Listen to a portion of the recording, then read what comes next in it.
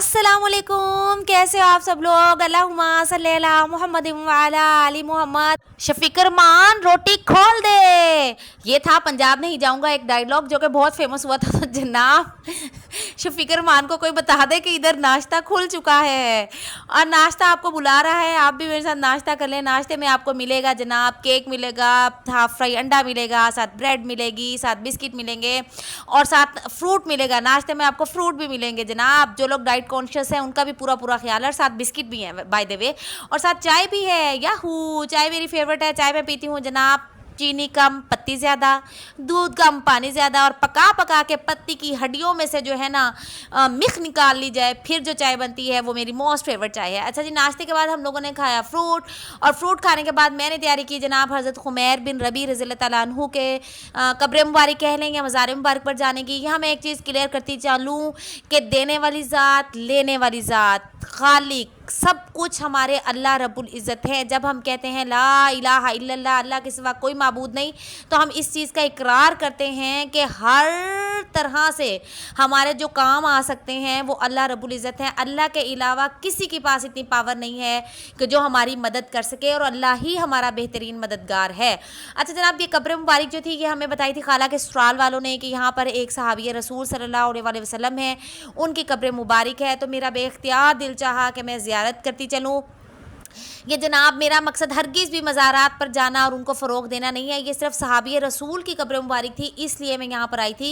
इसकी कहीं भी कोई हिस्ट्री नहीं लिखी हुई थी सिवाय इसके जो बोर्ड लगा हुआ था और कब्र मुबारक के बाहर जो ये येलो कलर का पेनाफ्लिक्स लगा हुआ था, इसके अलावा कहीं भी कुछ भी इसके बारे में नहीं लिखा गया था। लेकिन मुकामी लोग आपको बताते हैं कि ये मतलब बहुत पुरानी है और एक बार फ्लड आया था तो जिसकी वजह से ये जो है शहीद हो गई थी, और दोबारा मुकामी लोगों ने अल्लाह के हुक्म से इसको अपनी मदद आपके तहत जो है वो तामीर किया है, और इसके थोड़ा काम वो करवाते ही जा रहे हैं। अच्छा जनाब, इसके पाँव वाली साइड पे चंदे वाला बॉक्स बना हुआ था और मैं आहिस्ता आहिस्ता चल रही थी। मेरा दिल कांप रहा था, मेरे कदम ऐसे, मेरा दिल करता था इस तरह पैर उठाऊं कि चलने की धमक भी पैदा ना हो।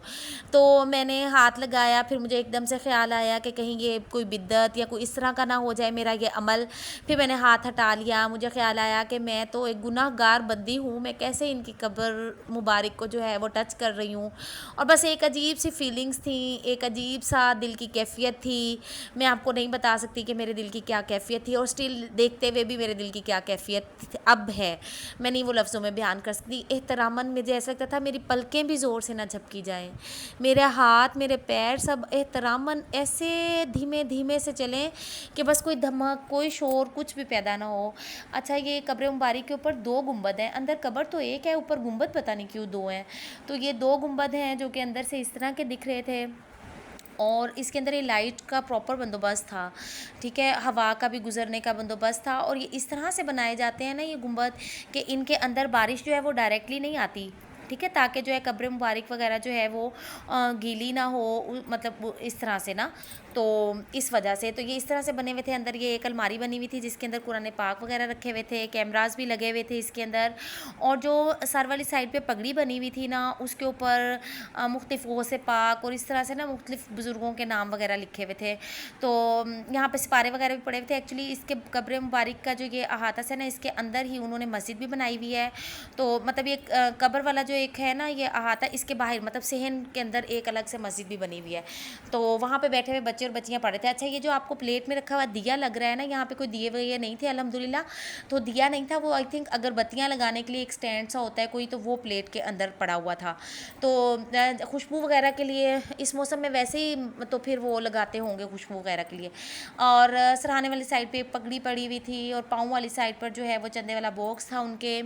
और फिर मैंने यहाँ पर दुआ मांगी। दुआ में मैंने क्या मांगा था जनाब, दुआ में मांगा था मैंने कुल जितने भी मुसलमान हैं सब की मग़फ़िरत और बख्शिश मांगी थी अल्लाह रब्बुल इज़्ज़त से। अल्लाह ताला से अपनी कमियों कोताहियों और गलतियों पे नदामत का इज़हार किया था, और मैंने कहा था या रब्बुल आलमीन, हज़रत आदम अलैहिस्सलाम से लेकर आज तक जितने मोमिन मुसलमान वफ़ात पा चुके हैं मेरे अल्लाह सब की मग़फ़िरत फरमा दीजिए, और हमें बिद्दत और शिर्क से बचाइए। आमीन सुम्मा आमीन या रब्बुल आलमीन या अरहमर राहिमीन या गफ़ूरुर रहीम।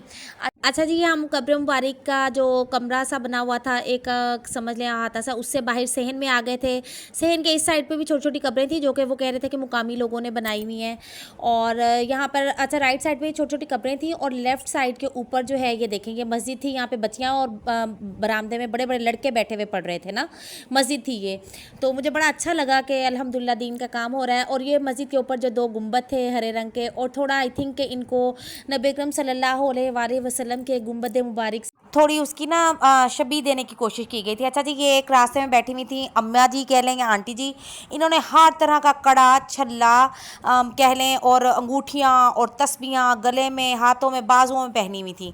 अच्छा जनाब, यहाँ पर जो है हमने फिर जल्दी से अपने जूते ढूंढ के पहने, और क्योंकि यहाँ पर जो उस पढ़ने बच्चे आए हुए थे। अच्छा मैं बताती चलूँ कि आप ये देखें कि सिपारा पढ़ते हुए बच्चे तो अक्सर हम देखते रहते हैं मस्जिदों में, मदरसों में, लेकिन इतने बड़े बड़े मर्द सिपारा पढ़ते हुए, कुरान पाक पढ़ते हुए मैंने फ़र्स्ट टाइम देखे थे। मतलब मैंने तो आज तक अपनी लाइफ में नहीं देखा कि इतने बड़े बड़े मर्द जो हैं वो बैठ के जो हैं वो सिपारा पढ़ रहे हों या कुरान पाक पढ़ रहे हों मस्जिद के अंदर ना, एहतमाम से, और इतनी ढेर सारे। दैट मीन्स कि इनकी रूटीन में शामिल है इस टाइम पे आके पढ़ना वगैरह ना, तो जो कि मुझे बहुत बहुत बहुत ज़्यादा अच्छा लगा। अच्छा यहाँ पे मैं एक चीज़ की वजाहत करती चलूँ या अपना फ़र्ज़ अदा करती चलूँ कि देखें, अगर एक वज़ीर आज़म हमसे कहे कि भाई तुम फ़लाँ टाइम पे आ जाना, मैं तुम्हारा मसला खुद सुनूंगा और ख़ुद हल कर दूंगा, स्पेसिफिक टाइम हमें बताए, तो क्या हम नहीं जाएंगे अपना मसला लेकर? हम कभी उसके पीए को कांटेक्ट करेंगे? कभी नहीं करेंगे। हमारे पास डायरेक्ट वज़ीर आज़म का नंबर होगा, हम डायरेक्ट उससे रब्ता करेंगे और उसी से अपना मसला बयान करेंगे। यही बात है कि अल्लाह रब्बुल इज़्ज़त जब डायरेक्टली कहते हैं कि ए मेरे बंदे, जब तू मेरी तरफ चल के आता है तो मेरी रहमत तेरी तरफ दौड़ कर आती है, या अल्लाह पाक कहते हैं मैं सुनता हूँ पुकारने वाले की पुकार को जब वो मुझे पुकारता है, तो हम डायरेक्ट अल्लाह रब्बुल इज़्ज़त से ही क्यों ना मांग लें? हम क्यों किसी मज़ार पर जाएँ, हम क्यों किसी दरबार पर जाएँ मांगने के लिए? हम डायरेक्ट अल्लाह ही से मांगेंगे। और अल्लाह पाक ने 5 टाइम नमाज के बाद जो है वो दुआ हम मांगते हैं, अल्लाह ताला ने तो हमें 5 टाइम ऑफ़र करवाई हुई है, भाई आओ मेरे दरबार में और मांगो। हमारा ईमान है ना कि नमाज अल्लाह से मुलाकात का ज़रिया है, तो क्या हम मुलाकात में अल्लाह ताला को नहीं बताएंगे अपने मसाइल? हम क्यों किसी के दर पर जाएं, क्यों नदामत उठाएं? इस वजह से जो है ना अपने मसले मसाइल, अपनी खुशियाँ, अपने गम सब अल्लाह रब्बुल इज़्ज़त से शेयर करने चाहिए, है ना। अल्लाह वालों की एक निशानी ये भी है, किसी हदीस का मफ़हूम है, अल्लाह पाक कमी पेशी माफ़ फरमाए, कि अल्लाह वाले वो हैं, नेक अल्लाह के बंदे वो हैं जो उठते बैठते सोते जागते हर हाल में अल्लाह को याद करते हैं, ठीक है ना। तो जब हम नबी की सुन्नत पे चलते हैं, और नबी सल्लल्लाहु अलैहि वसल्लम का तरीका मुबारक भी ये था ना, जब कोई परेशानी आती थी, कोई खुशी मिलती थी, कोई गमी मिलती थी, कोई परेशानी आती थी, वो जल्दी से मसल्ला बिछा लेते थे, ठीक है। वो अल्लाह के आगे जो है वो दुआएं, अपनी अर्जियाँ पेश करनी शुरू कर देते थे। तो हमने सिर्फ फॉलो करना है अपने नबी को, अल्लाह के अहकाम हमने मानने हैं, नबी की सुन्नत की रोशनी में मानने हैं। तो बस नबी सल्लल्लाहु अलैहि वसल्लम जो करते थे वही हमारे लिए दीन कामिल है, वही हमारे लिए अमल कामिल भी वही है। हमने उसी चीज़ पे अमल करना है जो हमारे नबी ने किया है।